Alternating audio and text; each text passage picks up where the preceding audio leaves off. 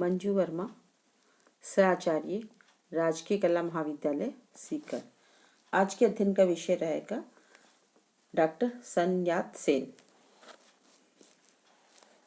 चीन की राज्य क्रांति 1911 ईस्वी के पश्चात मुआन शिकाई ने चीन में स्थापित उदारवादी गणतंत्रात्मक सरकार के राष्ट्रपति पद को संभाला, परंतु युआन शिकाई ने बार बार क्रांति के आदर्शों को ताक में रखकर चीन में निरंकुश शासन स्थापित करने का प्रयत्न किया।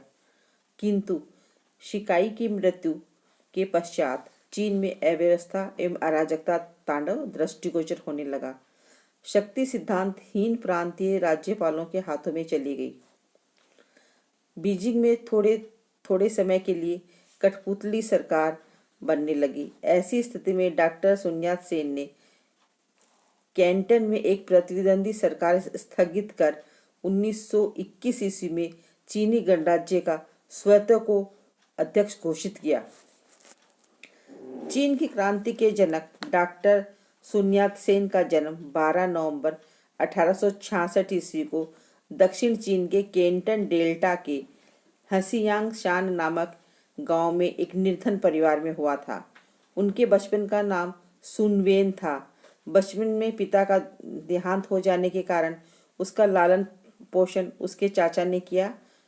12 वर्ष की आयु में उसके बड़े भाई ने उसे हवाई बुलाकर होनोलुलु में एक ईसाई स्कूल में प्रवेश दिला दिया, जहां पर उसकी प्रारंभिक शिक्षा दीक्षा हुई। 1879 ईस्वी से 1882 ईस्वी तक sun yat-sen ने पश्चिमी ढंग से शिक्षा ग्रहण करने के साथ साथ ईसाईयत का ज्ञान भी प्राप्त किया। 1882 ईस्वी में sun yat-sen चीन वापस आ गया और 1884 ईस्वी में उसका विवाह हो गया। पश्चिमी शिक्षा से प्रभावित होकर डॉक्टर सेन ने ईसाई धर्म अंगीकार कर लिया। 1887 ईस्वी में उसने हांगकांग के मेडिकल कॉलेज में प्रवेश लिया। 5 वर्ष तक चिकित्सा शास्त्र का अध्ययन कर स्नातक की उपाधि प्राप्त की। 1892 ईस्वी में चिकित्सा शास्त्र के स्नातक की उपाधि अर्जित करने के पश्चात डॉक्टर सेन ने मैकाओ में डॉक्टरी प्रारंभ की। किंतु क्रांतिकारी विचारों से ओतप्रोत डॉक्टर सेन के लिए यह ऐसा ही हो उठा कि विदेशी शक्तियों चीनी खरबूजे को अपने हितों में शोषण करें। चीन का जिस प्रकार शोषण किया जा रहा था, उसके लिए डॉक्टर सेन ने मंचू राजवंश को उत्तरदायी माना और मंचू शासन को अपदस्थ करने के लिए क्रांति की योजना पर विचार करना प्रारंभ किया। अतः उसने कुछ साथियों को संगठित कर मंचू प्रशासन का विरोध प्रारंभ कर दिया। इस उद्देश्य की पूर्ति के लिए उसने society for the regeneration of China का गठन किया। लाइन ने बार्गर के शब्दों में 1894 और 95 के चीन जापान युद्ध के समय sun yat-sen का क्रांतिकारी संगठन आधुनिकतावादी, राष्ट्रवादी और राजतंत्र विरोधी हो गया, जबकि आरंभ में केवल देशभक्त एवं राजवंश विरोधी था। 1894 में इस संस्था का मुख्य कार्यालय हांगकांग में खोला गया। चीन में बढ़ते विदेशी प्रभाव को समाप्त करने के उद्देश्य से डॉक्टर सेन ने एक क्रांतिकारी सेना का गठन कर कैंटन पर अधिकार करने की योजना बनाई, परंतु योजना के विषय में चीनी सरकार को पता चल जाने से योजना असफल रही और डॉक्टर सेन को चीन से पलायन करना पड़ा। 1895 ईस्वी में डॉक्टर सेन हांगकांग पहुंचा और वहां से फिर जापान जाने में सफल रहा।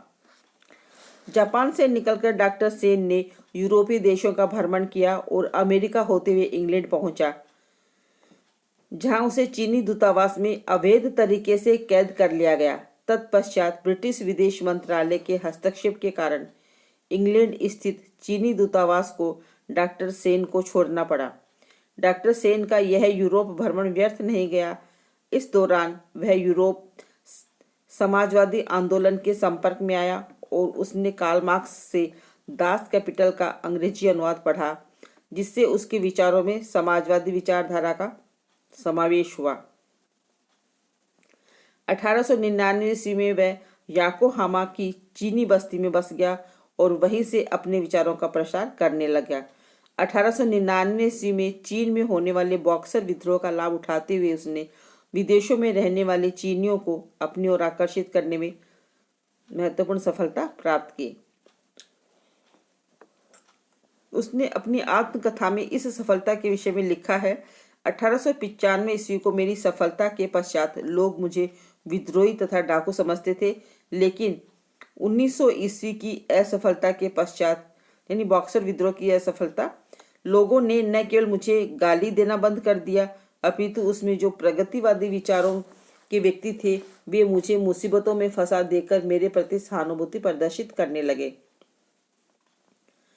डॉक्टर सेन ने अपनी लोकप्रियता का लाभ उठाते हुए चीन में अनेक गुप्त क्रांतिकारी समितियों को अगस्त 1905 ईस्वी तुंग मेंग हुई नामक संस्था के रूप में एक सूत्र में बांधने का सफल प्रयास किया।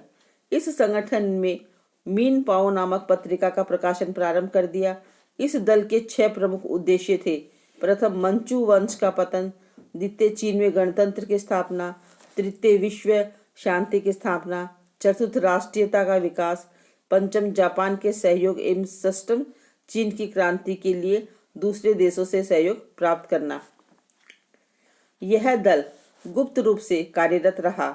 विनाकी महोदय ने इसकी महत्वपूर्ण भूमिका के विषय में लिखा है, विद्रोहियों का नेतृत्व डॉक्टर सन्यात सेन ने किया था तथा उनके उद्देश्य स्पष्ट मंचू वंश विरोधियों थे।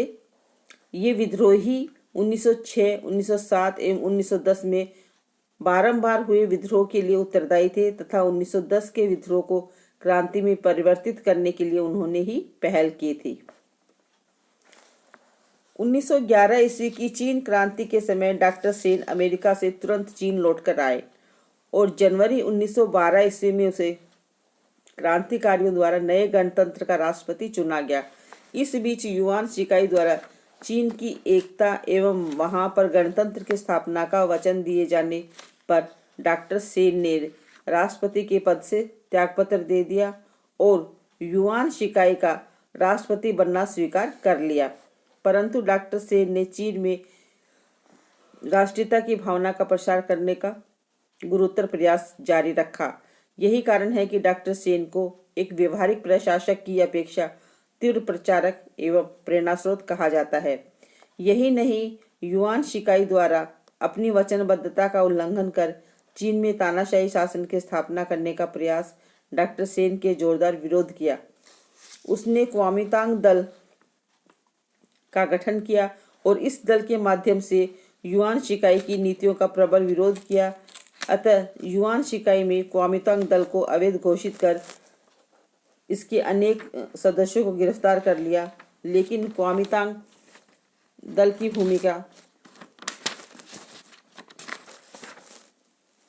भूमिगत हो गया।